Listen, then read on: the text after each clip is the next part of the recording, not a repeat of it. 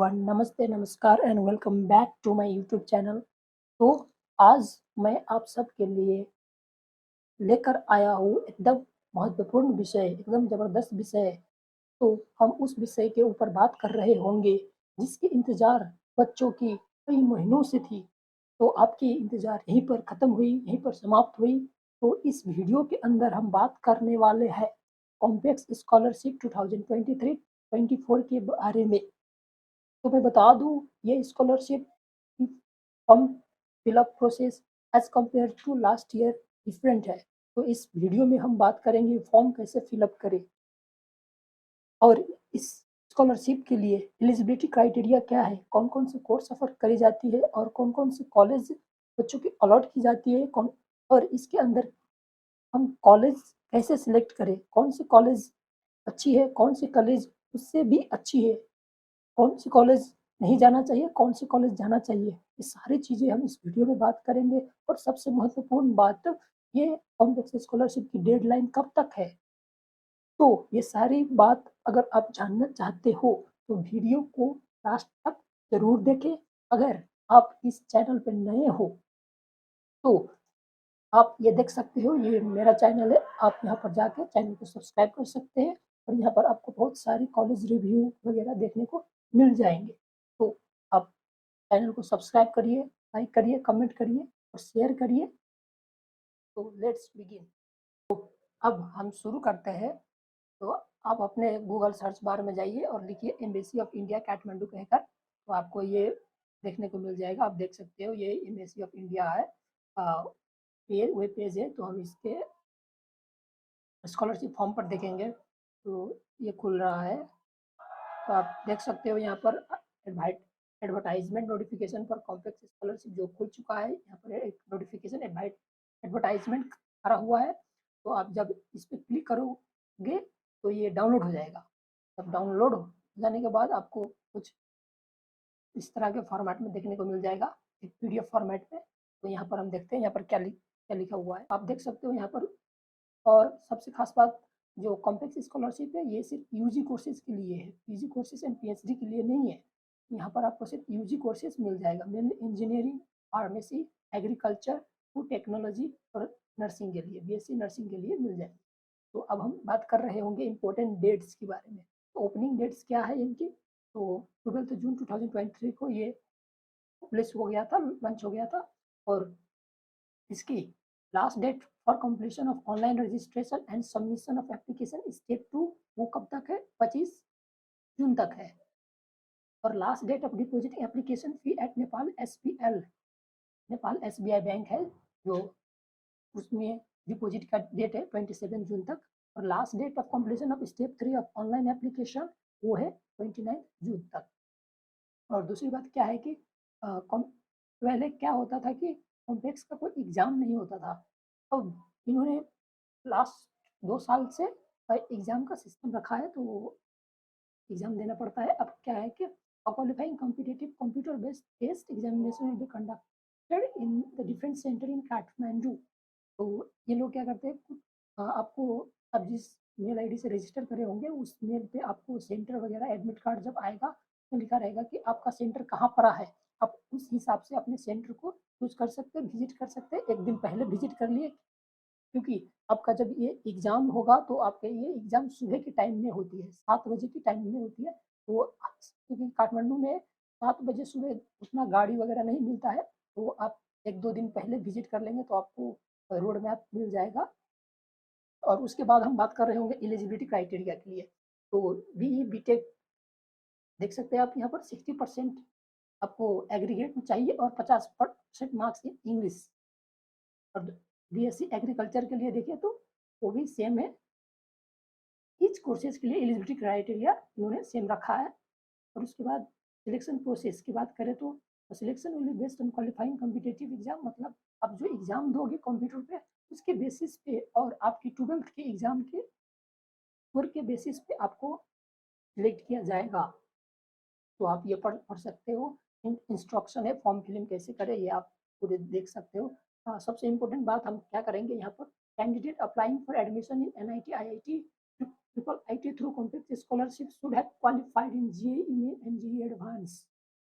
आपको NIT और IIT में एडमिशन लेने के लिए JEE Main and JEE Advance compulsory है, इन्होंने यहाँ पर बोल रखा है।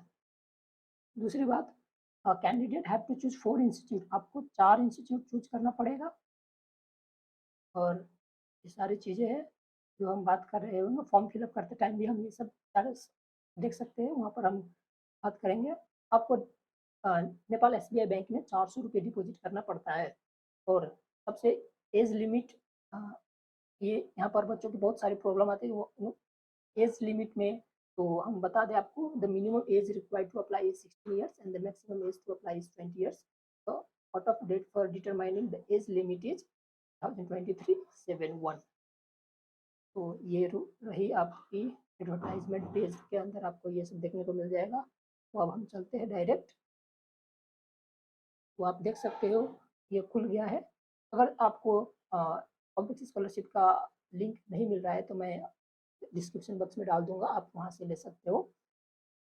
और अगर आपको कोई डाउट आए तो मैं भी अपना इंस्टा ID भी डिस्क्रिप्शन बॉक्स में डाल दूंगा, आप वहाँ से मुझे DM कर सकते हो। मैं चाहूँगा कि रिस्पॉन्स जल्दी मिल जाए आपको। तो हम आगे बढ़ते हैं फॉर्म फिलअप प्रोसेस की ओर। देख सकते हो यहाँ पर, अगर आपने ऑलरेडी रजिस्टर करी है तो लॉगिन करने के लिए आप यहाँ पर क्लिक कर सकते हो। अगर रजिस्टर फ्रेशर हो आप तो यहाँ पर क्लिक कर सकते हो। तो ये सारी चीज़ें आप यहाँ पर देख सकते हो। तो हम वी आर फ्रेशर हियर, तो विल क्लिक ऑन रजिस्टर्ड। तो जब हम वहाँ पर क्लिक करेंगे तो आपको कुछ इस तरह को देखने को मिल जाएगा। यहाँ पर आप देख सकते हो register to get user ID and password. अगर आप फ्रेशर हो तो आपको कुछ इस तरह को देखने को मिल जाएगा। तो यहाँ पर आप लिख सकते हो अपने नाम वगैरह और मोबाइल नंबर वगैरह और कंफर्म मोबाइल नंबर और ईमेल एड्रेस आप यहाँ पर लिख सकते हो अपनी। तो मैं अपना लिख रहा हूँ,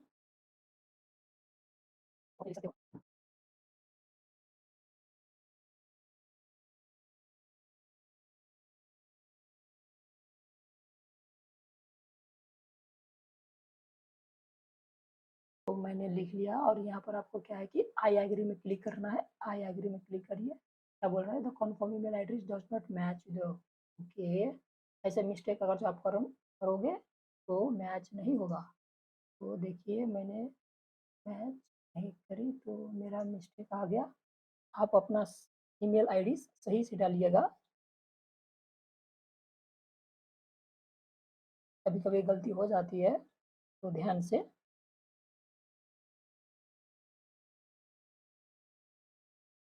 आई एग्री, अब मैच हो गया। और यहाँ पर आपको ये देखने को मिल जाएगा, आप यहाँ से सेम टू सेम डालिएगा।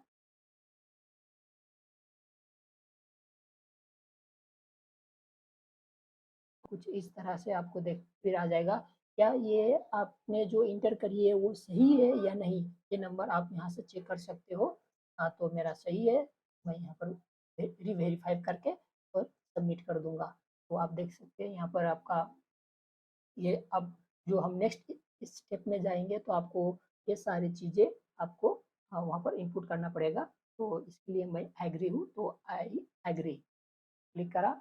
या क्या बोल रहे हैं, the information once submitted can not be modified, आपने एक बार जो इनपुट कर दी वो दोबारा एडिट नहीं होगा। तो आप एकदम सावधान से करिएगा। तो लेट्स फॉरवर्ड, ओके मैंने क्लिक कर दी। अब हम आगे बढ़ते हैं। हमारा ये रोज आप देख सकते हो ये है, ये आ जाएगा। आपको एलिजिबिलिटी क्राइटेरिया रजिस्ट्रेशन नंबर वगैरह दिखाएंगे। तो हम यहाँ पर देख सकते हो गो टू एप्लीकेशन, हम डायरेक्ट गो टू एप्लीकेशन जाएंगे तो फॉर्म खुल रहा है, लोडिंग हो रहा है, तो कुछ टाइम लगेगी, लोडिंग हो रहा है।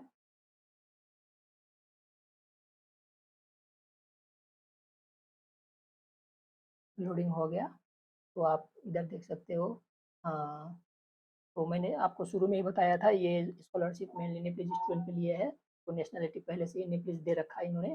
तो हम आप सेलेक्ट करेंगे जेंडर, आप कौन से मेल हो तो मेल सेलेक्ट कर से, फीमेल और फीमेल, ट्रांसजेंडर ट्रांसजेंडर, मेल हो मेल सेलेक्ट करता हुआ आप अपनी डेट ऑफ बर्थ सेलेक्ट कर सकते हैं इस हिसाब से कि बाद में मिस्टेक ना हो बेहतर, ठीक है, तो ध्यान से करिए।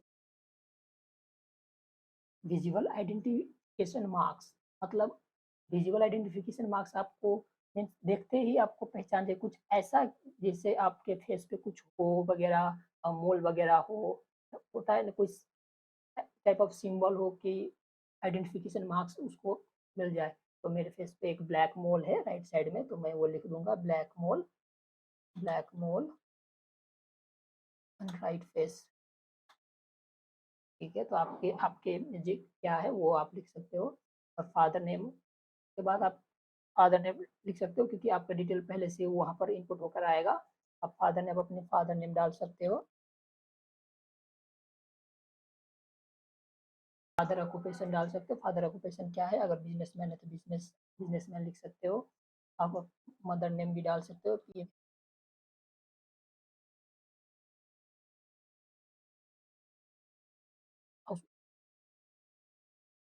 मैरिटल स्टेटस क्या है आप देख के वो मैरिड है क्या है, आप अपने हिसाब से सिलेक्ट कर सकते हो। के बाद आपके पास कोई लैंड नंबर है, लैंडलाइन नंबर, तो आप वो डाल सकते हो। और यहाँ पर आप सबसे मेन बात हम बात करेंगे कोर्स डिटेल, प्रीफर्ड कोर्स कौन से आप सिलेक्ट करना चाहते हो, BSc food technology, BSc nursing, आप अपने हिसाब से सिलेक्ट कर सकते हो। मैं बीटेक करना चाहता हूँ, मैं बीटेक करूँगा। तो आप क्या कर सकते हो, पहले फर्स्ट प्रेफरेंस 1 को फिलअप करिए, उसके बाद प्रेफरेंस 2 में जाइए, और जहाँ पर ये स्टार लगा होगा दैट इज मस्ट इम्पोर्टेंट, आपको उसे फिल करना ही होगा। अगर आप फिल नहीं करोगे तो आगे नहीं जा सकते। तो पहले ब्रांच आप क्या सिलेक्ट करना चाहते हो, आप बायोमेडिकल करना चाहते हो तो बायोमेडिकल सिलेक्ट कर सकते हो, आर्टिफिशियल करना चाहते हो आर्टिफिशियल, तो यहाँ पर बहुत सारे कोर्सेज है जो आप सिलेक्ट करना चाहते हो वो सिलेक्ट कर सकते हो। तो मैं सिलेक्ट करूँगा कंप्यूटर साइंस इंजीनियरिंग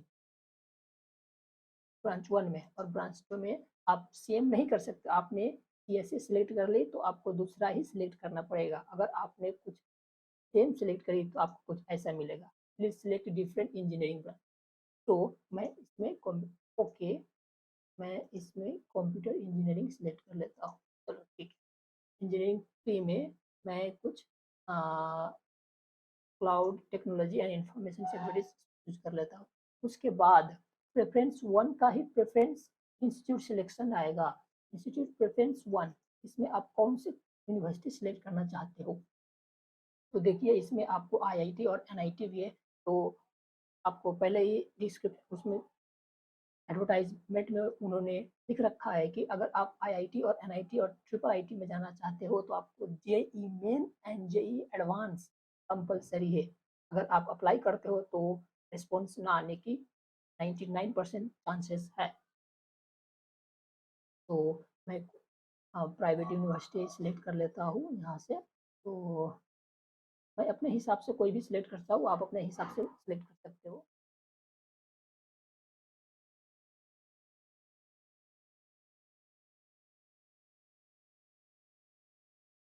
अब उसके बाद यहाँ पर आपको देखने को मिल जाए एग्जामिनेशन सेंटर, तो ऑप्शन में हम क्लिक करेंगे, आपको ऑप्शन ही मिलेगा काठमांडू।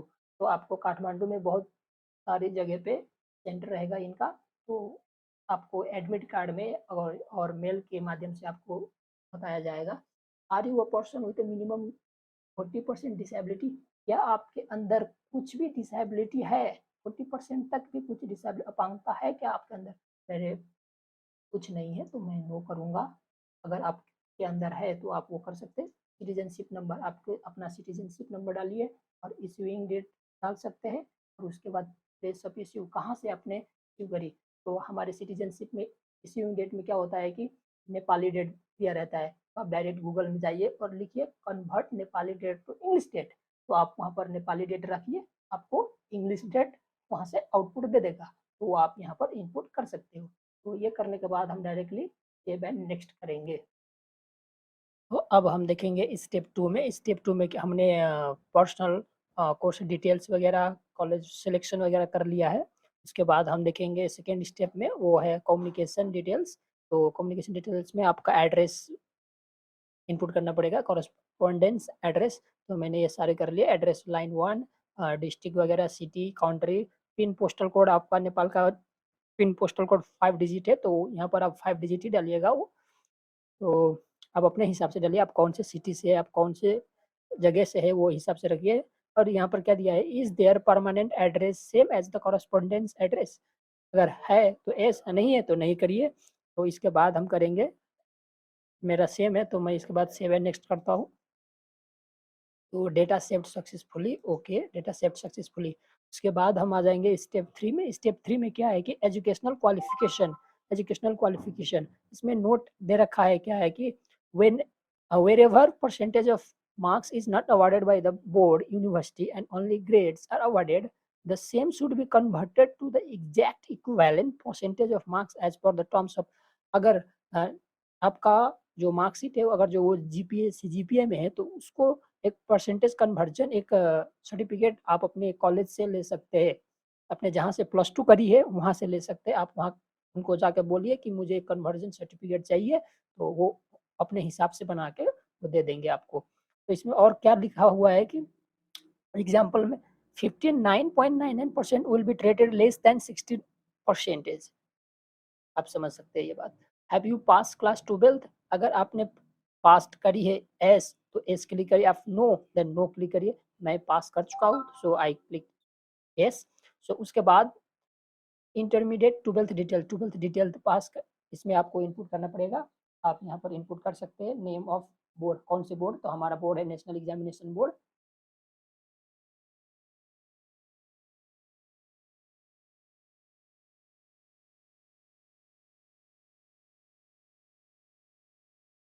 ईयर ऑफ पासिंग, आपने कौन से ईयर में पास करा है, तो मैंने 2021 में ही पास करा है, तो 2021।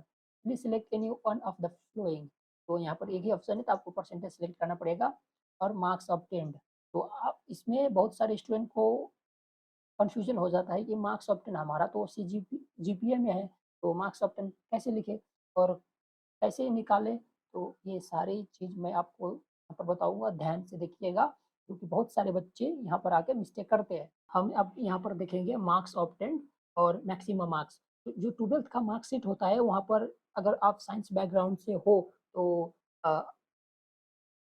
Physics, chemistry, math, English, Nepali, अगर आप फिजिकल हो, और अगर आप बायोलॉजी हो, तो आपका मार्क्स थोड़ा ज़्यादा रहेगा, क्योंकि आपने अगर एक्स्ट्रा मैथ ली रखी है। तो अगर आप फिजिक्स हो तो आपका 5 सब्जेक्ट होगा मेनली, तो इच सब्जेक्ट 100 मार्क्स का होता है, तो मैक्सिमम मार्क्स आपका 500 हो गया। अगर आपने बायोलॉजी और मैथ भी ले रखा है, तो आपका टोटल 600 होगा, ये ध्यान दीजिएगा। तो अब हम निकालेंगे मार्क्स। मार्क्स कैसे निकाले, तो देखिए, मार्क्स निकालने के लिए हमें क्या करना पड़ेगा। मार्क्स निकालने के लिए आपको बता दूं, आप अपने, तो उसके लिए मैं आप कैलकुलेटर खोल लेता हूँ। तो यहाँ पर आप देख सकते हैं 12th में ऑब्टेन जीपीए, आपका जीपीए कितना है, मेरा 3.36 है। उसमें हम क्या करेंगे, डिवाइड बाई 4 करेंगे। टोटल 4 जीपीए होता है, आउट ऑफ 4 3.36 है, तो डिवाइड बाई 4 करेंगे। उसके बाद कितना आ जाएगा, उसमें टोटल मार्क्स, यानी कि हमारे 5 सब्जेक्ट है, तो टोटल मार्क्स कितना हो गया, 500। ईच सब्जेक्ट को, सॉरी, 100 मार्क्स, तो उसमें हम इंटू करेंगे 500 से, तो आपका आ गया total marks of 10 marks is 420। तो मैंने इधर 420 लिख रखा है। उसके बाद अगर आप यहाँ पर क्लिक करोगे, तो डायरेक्ट परसेंटेज ऑफ मार्क्स आ जाएगा, खुद से कैलकुलेट होके। तो उसके बाद हम बात करेंगे subject details English. English subject details जो आपने 12th में पढ़ी है, ना कि 10th में। 12th में आपने पढ़ी है, वो आप यहाँ पर निकाल सकते हैं। इंग्लिश की बात करें तो, इंग्लिश में बात करें तो मैक्सिमम मार्क्स हमारा इस सब्जेक्ट का 100 है, तो पहले सबसे पहले हम 100 दे देते हैं। उसके बाद ऑब्टेन्ड मार्क्स निकालने के लिए क्या करना पड़ेगा, आपका जो इंग्लिश में जितना जीपीए आया है, वो जीपीए इंटू 100 आउट ऑफ, मतलब डिवाइड बाई 4 करना है। तो मेरा इंग्लिश में 3.2 आया है, हम उसको इंटू 100 करेंगे, इक्वल टू डिवाइड बाई 4 करेंगे, तो आपका ऑब्टेन्ड मार्क्स इन इंग्लिश आ जाएगा। तो मैं यहाँ पर लिख दूंगा मेरा ऑब्टेन्ड मार्क्स, और उसके बाद हम परसेंटेज ऑफ मार्क्स में देखेंगे, तो खुद पे ये कैलकुलेट कर देगा। उसके बाद सेम इन फिजिक्स में ही करना है और केमिस्ट्री में भी करना है और मैथमेटिक्स में भी करना है सेम।